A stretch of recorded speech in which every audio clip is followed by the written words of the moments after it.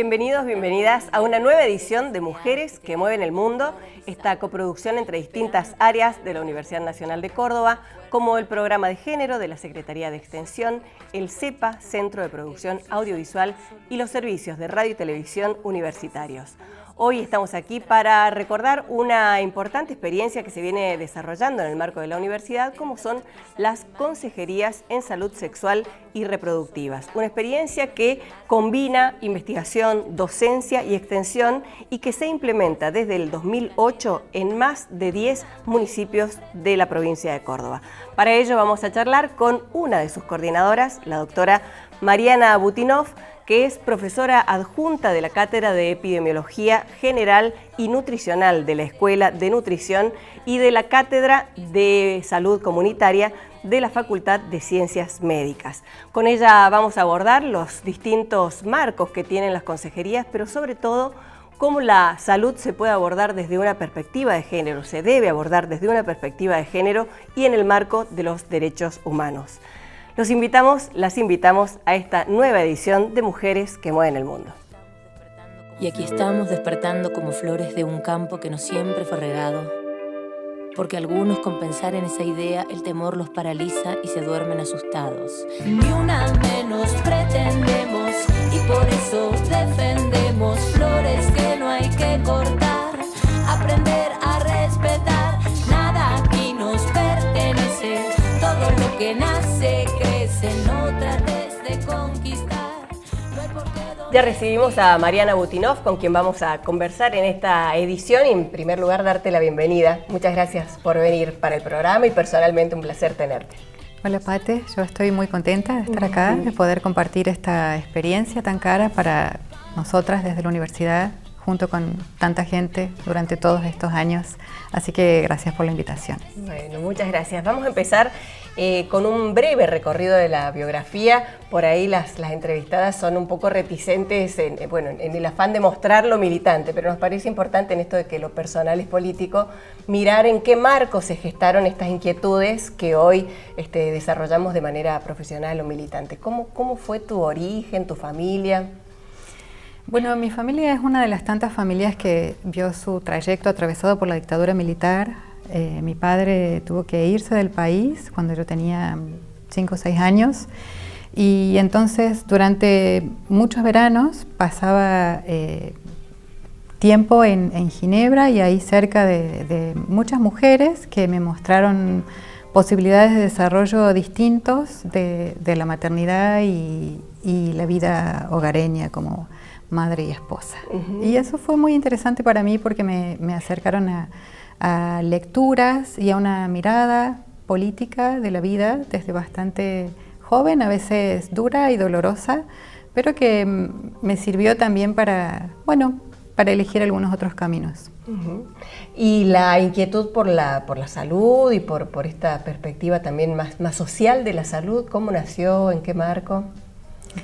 Mira, siempre me interesó mucho la salud y el trabajo con las personas sanas, no en los hospitales, sino directamente vinculada con el cuidado de las personas en el lugar donde las personas viven, en las comunidades, en las casas, en las escuelas, en los lugares de trabajo.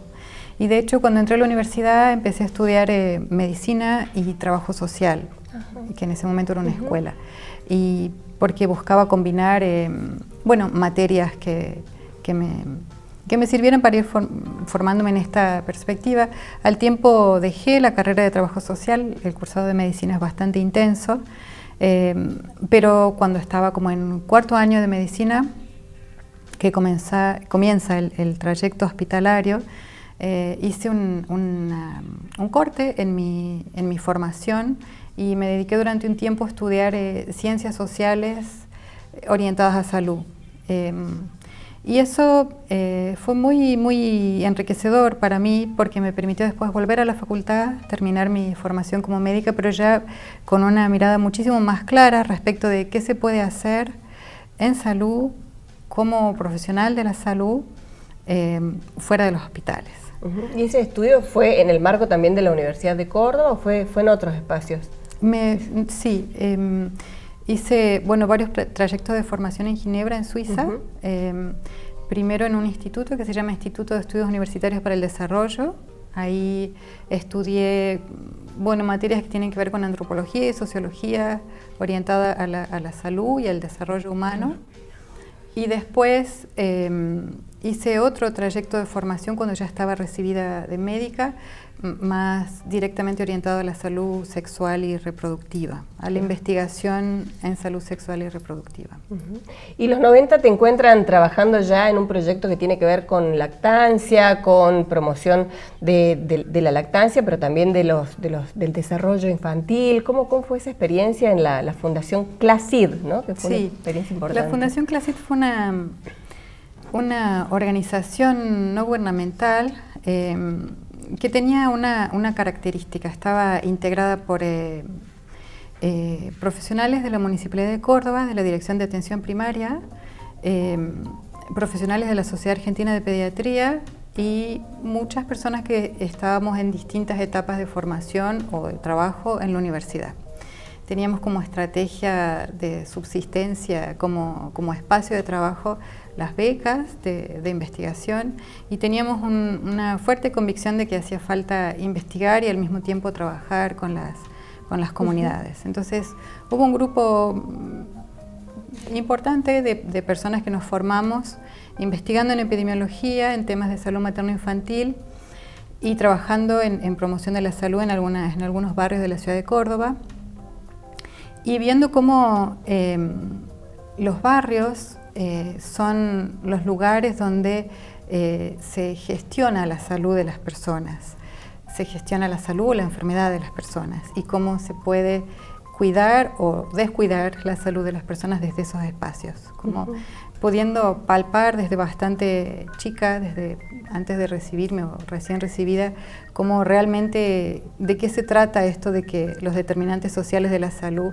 imprimen una característica a la salud de las poblaciones, y de qué manera trabajar sobre los derechos de las personas cambia las historias de las personas, cambia las historias de las mujeres, cómo nos podíamos encontrar hablando de cuestiones de salud de las mujeres y de pronto empezábamos a cambiar la forma de llegar a los talleres, de prepararnos para ir, de encontrarnos en un espacio de alegría, hablar de cosas nuestras y de esa manera trabajar en salud.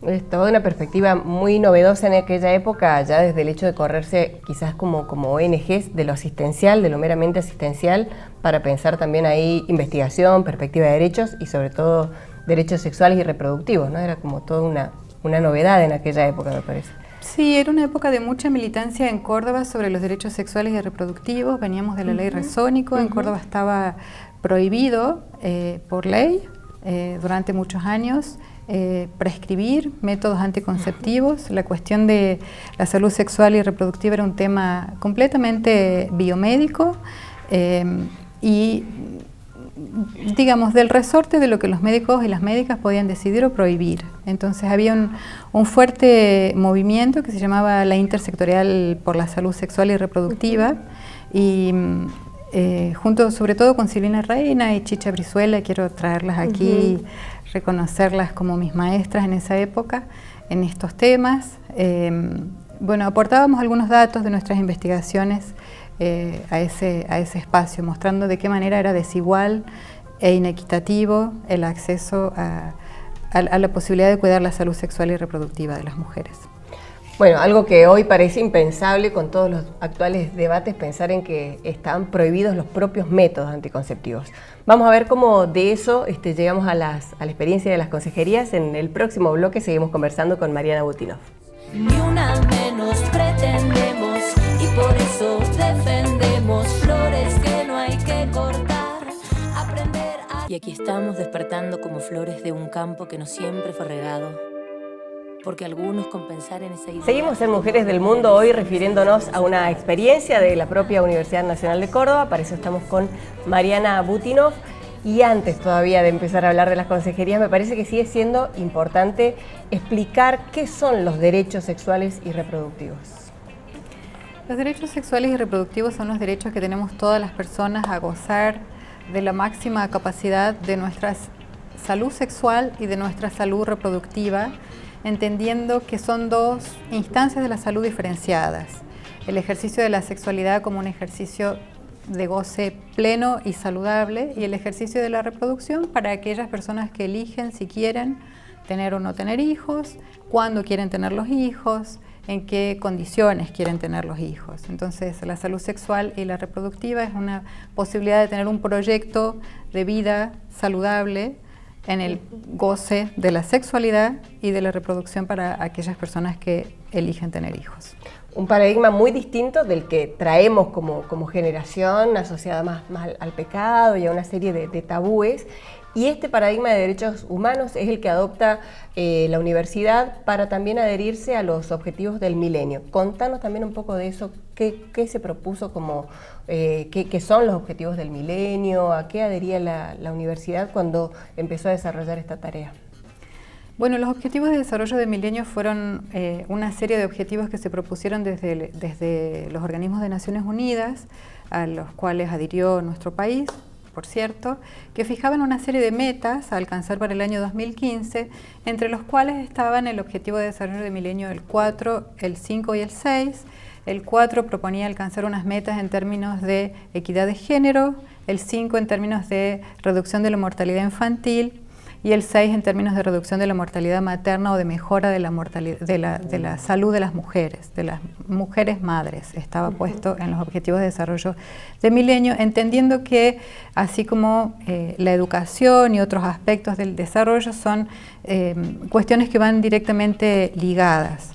A nosotros nos convocan como universidad en el año 2007 desde el Ministerio de Salud de la provincia de Córdoba en vistas a cumplir con el objetivo de desarrollo de reducción de la mortalidad materna, a trabajar en este tema. La Secretaría de Extensión en ese momento tenía un programa vinculado con salud y comunidades y otro programa de género, y desde ese lugar participamos de esta convocatoria de la provincia de Córdoba para trabajar en reducción de mortalidad materna, y cuando nos pusimos a pensar qué podíamos hacer como universidad para abordar este problema, que de hecho sigue siendo un problema vigente y que no se ha revertido, nuestro país ha estado muy lejos de cumplir la meta fijada para el año 2015 y sigue estando lejos hoy del cumplimiento de esa meta, que se proponía reducir a 1/3 la mortalidad materna y ni siquiera llegó a reducirla a la mitad en función de las tasas que estaban propuestas. Trabajando junto con el programa de género definimos que lo que debíamos hacer como universidad era repensar la forma en que estábamos formando profesionales en todas las áreas que tienen que ver con el trabajo en salud para impactar en la reducción de la mortalidad materna. Y pensamos que una cuestión central era correr el eje desde lo estrictamente sanitario. La salud sexual y la salud reproductiva parecieran ser temas de salud pública, de hecho lo son, pero pensamos que para poder impactar realmente en la reducción de la mortalidad materna hace falta trabajar desde una perspectiva que considere a la persona que se acerca al sistema de salud como un sujeto de derecho, es decir, como una persona que tiene conocimiento sobre su propio cuerpo, que tiene decisión sobre su propio cuerpo, que tiene capacidad de decidir sobre su propio cuerpo, porque pensamos que no hacerlo de esta manera impide reducir la mortalidad materna y fundamentalmente mejorar la salud de la población. Entonces organizamos un proyecto de trabajo al cual invitamos al Ministerio de Salud de la provincia, a la Municipalidad de Córdoba y a varios otros municipios a trabajar de manera conjunta, de manera intersectorial y también de manera interacadémica con varias unidades académicas para generar un programa de trabajo que permitiera trabajar, valga la redundancia, en la formación de los profesionales que ya están insertos en el sistema de salud y de los futuros profesionales, es decir, de los estudiantes, para formarnos de manera conjunta en salud sexual y reproductiva, pero poniendo el énfasis en la perspectiva de género y de derechos. Cuando vos decís organizamos, convocamos, me parece que es muy significativo cómo la mayoría de las experiencias que retratamos en este programa son siempre colectivas. Entonces me parece que también está bueno mencionar ese ámbito, sobre todo promovido desde el programa, el muy inicial programa de género, ¿no? Sí, así fue, porque entendíamos y seguimos entendiéndolo, actualmente que para hacer transformaciones necesitamos ser muchas y necesitamos acompañarnos en esos procesos y necesitamos compartir esos procesos. Entonces invitamos a gente que estaba en salud pública, invitamos a decanos, docentes, estudiantes, decanas, directoras de escuelas, en fin, a formar parte de la iniciativa verdaderamente, es decir, formar parte de un espacio colegiado de coordinación de un proyecto que fue mutando de a poco en algún sentido en función de las decisiones que va tomando este colectivo de coordinación. Bueno, y para quien no las conoce, ¿en qué consiste ese programa? Tengo muy presente el nombre de Alejandra Domínguez, que me parece que es justo mencionarlo como una de las tantas que estuvo involucrada desde el origen. Pero ¿cómo lo pensaron? ¿En qué consisten? ¿Cómo ha sido este trayecto de 10 años?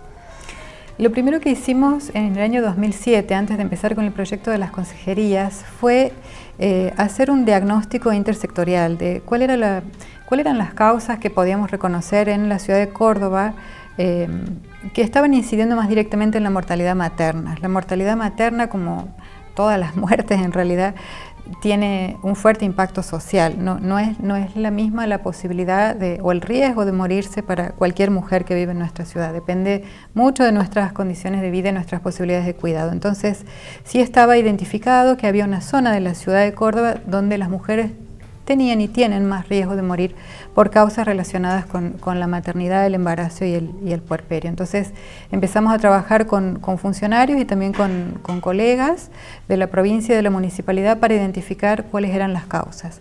Y a partir de ahí elaboramos un documento de propuestas que elevamos a la Municipalidad de Córdoba y a la provincia con aquellos resultados del diagnóstico que tenían que ver más con cuestiones del sector salud público de toda la población, quiero decir, y también pensando qué era lo que nos competía a nosotros como universidad. Y entonces planificamos una instancia de formación para el nivel de grado, pensando que necesitamos revertir nuestra mirada desde que empezamos a formarnos en temas de salud respecto de cómo trabajar con otra persona individual o colectiva, sabiendo que si no consideramos la condición de género y la posibilidad de la persona de tomar decisiones respecto de su propia salud, es posible que por distintas razones esa persona o no consulte o no vuelva, ¿no? Entonces... ¿Esa formación es parte de un seminario, de un ciclo de talleres? ¿Cómo se hace esa formación y a qué esa es una formación se convoca? Estructurada, de la que participan actualmente estudiantes de trabajo social, psicología, medicina, nutrición y enfermería. Es una formación de la que forman parte también efectores de salud, representantes de varios municipios que son docentes y que son además quienes acompañan un aspecto de la formación que se desarrolla en terreno, en ámbitos de salud pública, en atención primaria de la salud. Entonces es una formación estructurada primero aquí, en la ciudad universitaria, durante 1 mes y medio aproximadamente, y luego se siguen una serie de encuentros mensuales en Ciudad Universitaria y encuentros de trabajo semanal, prácticas en terreno en los distintos municipios que forman parte de la experiencia. Bien. Vamos invitando, tenemos un programa inicial que tiene que ver con contenidos básicos, de herramientas de comunicación en consejería, de la perspectiva de género, de la perspectiva de derechos y de temas que tienen que ver con salud sexual y salud reproductiva, con diversidad. Y luego vamos a incorporando mensualmente temáticas de capacitación vinculadas con las necesidades que surgen en el trabajo en terreno. Porque cuando uno empieza a transitar los ámbitos de trabajo, surgen necesidades de capacitación. Entonces vamos adecuando a las necesidades. Y hay más de 10 municipios de la provincia de Córdoba que se han ido sumando en distintas etapas. Así es, como uno de los objetivos de este proyecto es incidir también en los ámbitos de la salud pública, no solamente en la universidad, en la formación de los futuros y futuras egresadas, sino también en los ámbitos de la salud pública donde se implementa el proyecto, porque el objetivo inicial era reducir la mortalidad materna, hoy es más acercar a las personas a sus derechos. los municipios firman un convenio en el cual se comprometen a trabajar en estos temas. Entonces,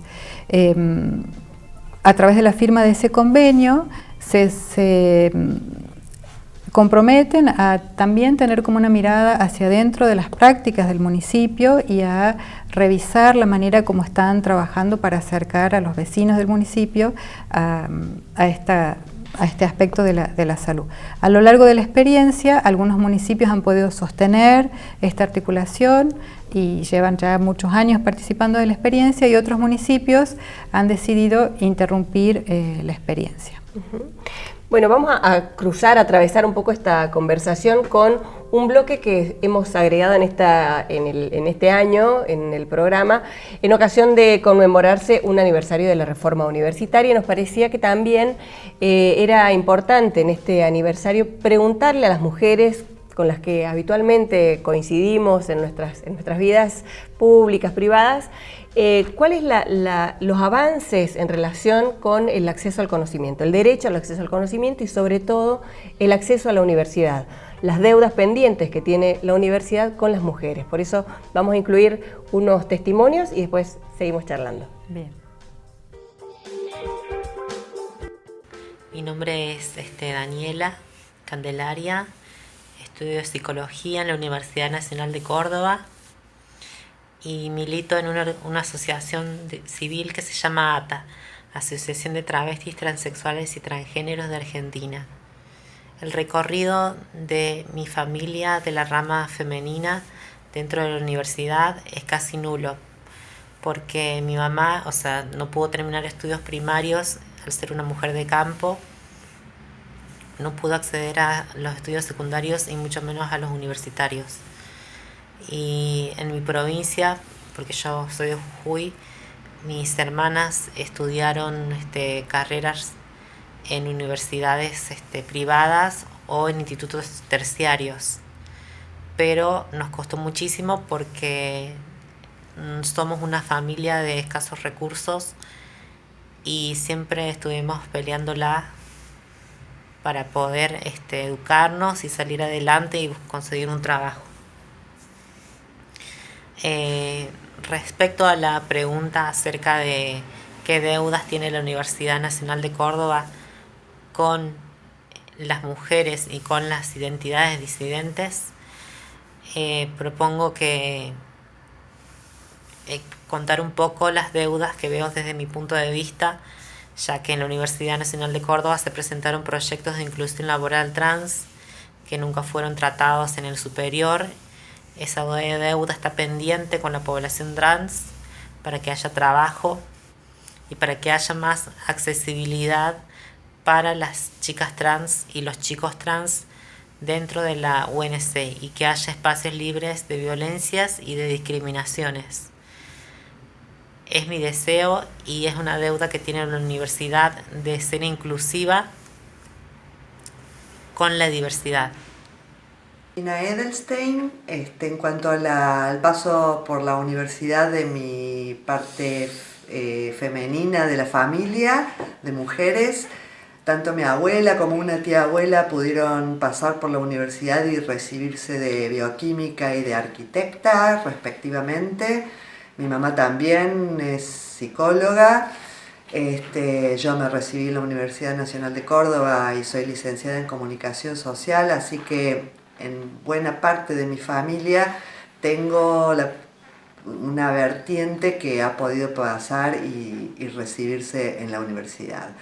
Con respecto a la deuda que tendría la universidad con la diversidad y los disidentes y las disidentes, pienso que sobre todo es una deuda cultural, una deuda social y que abarca no solo a la universidad, sino a la cultura como un todo, en cuanto a aceptar y pensar más allá de un androcentrismo. Bueno, le agradecemos a las mujeres que suman su testimonio, suman este collage de mujeres que cotidianamente mueven el mundo, y preguntarte, Mariana, sobre tu experiencia en relación con el acceso al conocimiento. ¿Tuviste la posibilidad de formación y de acceder a oportunidades que por ahí son muy difíciles para las mujeres? ¿Qué obstáculos, qué estrategias tuviste que desarrollar? Es cierto, sí, tuve muchas oportunidades de formación y la verdad que las he disfrutado enormemente a cada una. Pienso que una cosa importante para mí fue poder decidir cuándo tener hijos, que bueno, originalmente no era uno de mis proyectos en realidad. Inicialmente no pensaba tener hijos, porque me encanta mi trabajo y pensaba que con eso estaba bárbaro para mí. Pero después me enamoré mucho de un señor y decidí que quería tener hijos con ese señor.